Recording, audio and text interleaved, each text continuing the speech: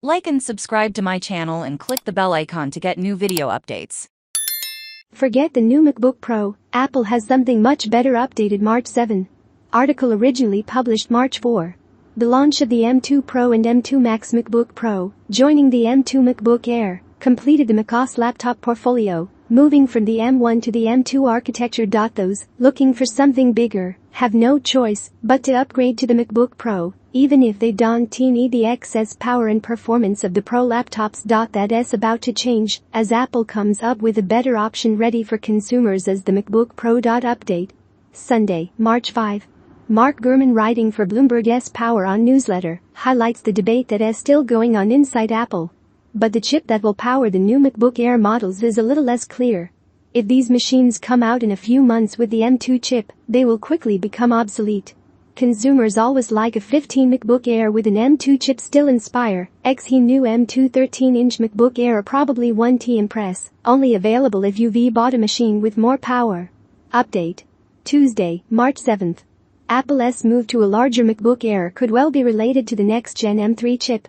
Filipe Espósito highlights a new report examining this option. In the past, analyst Ming Chi Kuo said that Apple could release the 15-inch MacBook Air with the M2 and M2 Pro chips early April.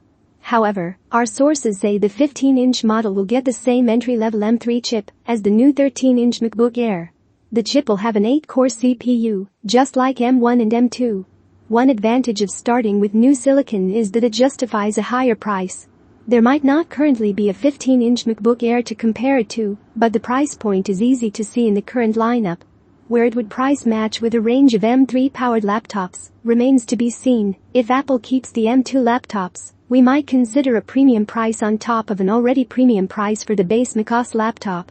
In the Intel days, there was a natural hierarchy in the MacBook portfolio. Light and thin means less processing power but more convenience. That was the MacBook Air's place. When you demanded more performance, you claimed the portfolio for the MacBook Pro, larger, bulkier, with better thermal options, and of course more expensive. Apple Silicon turned all of that on its head. The introduction of the M1-powered MacBook Air offered significantly more performance than the Intel MacBook Pro at the time. The prosumer level of Mac owners no longer had to lean into the larger and more expensive laptops, as the MacBook Air had more than enough for the amount of rendering and software development required by the enthusiastic amateur or the small business owner. As for the MacBook Pro, the M1 Pro and M1 Max pushed the performance curve higher, and the M2 Pro and M2 Max built on that. The Pro laptops have power and performance similar to a workstation.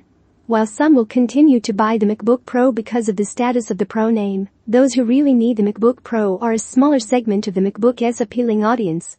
The introduction of the next-generation M2 chipset increased the flexibility of MacBook Air to unprecedented levels. In a moment, MacBook Air became ready for countless users. All that's missing from this mix is something Apple's loyal macOS users have been asking for many times: a MacBook Air with a larger display to match the options available on Windows-powered hardware. The long-awaited larger Air is on the way.